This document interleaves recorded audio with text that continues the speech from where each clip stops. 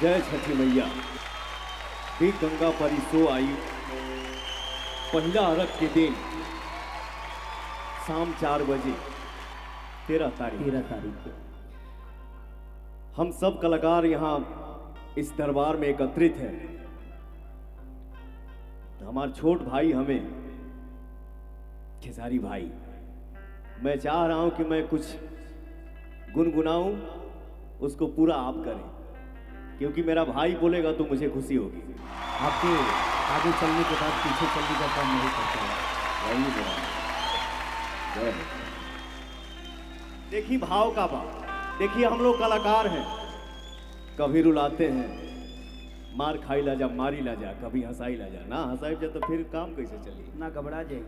वाह। हर घरवा में बाजी बधाई, छठी गीतिया सगरी गवाई, घरवा में बाजी बधाई, छठी गीतिया सगरी सुनाई, कि मंगाई दे दू मैया हो, अरे कि सुनरी सुनरी भौजा मंगाई दे दू मैया हो।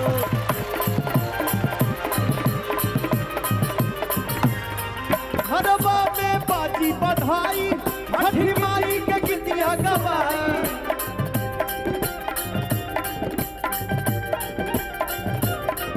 घरवा में बाजी बधाई, छठी माई के गीतिया गवाई, मंगाई देलू मैया हो, मंगाई देलू मैया हो, अरे सुनरी सुनरी भौजा मंगाई दे दू मैया हो।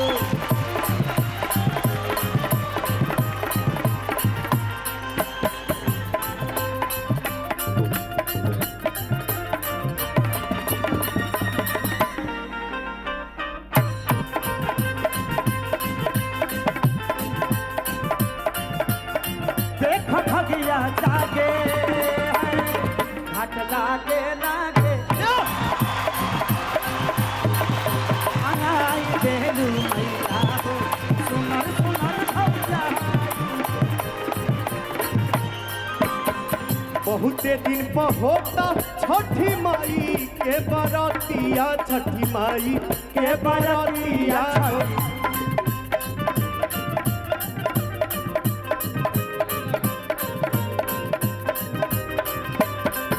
हमहू जुटाइब घाटे कुल्ही ये संघातिया, रे कुल्ही ये संघातिया हो।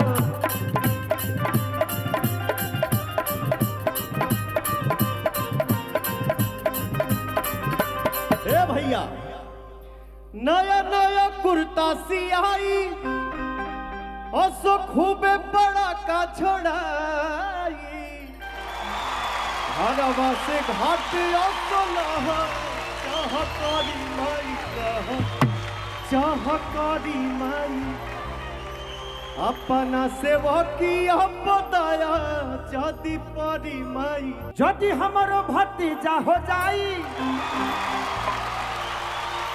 हमारी राउर को सिया भराई। ये मैं बस आप लोगों से बात है, यही कहना चाहूंगा कि दुआ करिए कि अभी तक भैया एक कुंवारे की जिंदगी जी रहे हैं, शादी होने के बाद भी, जब तक लड़का नहीं होता है तब तक कुंवारा ही रहता है। बस आप लोग दुआ करिए कि भाई के घर में एक ललना छठी माई के कृपा से आ जाए, जय हो, ताकि एक उत्तराधिकारी की बहुत जरूरत है, आप सबके प्यार से ही हो सकता है। जय हो। कि यदि हमारो भतीजा हो जाई, तो खेसरिया गांव भर लड्डू बटवाई,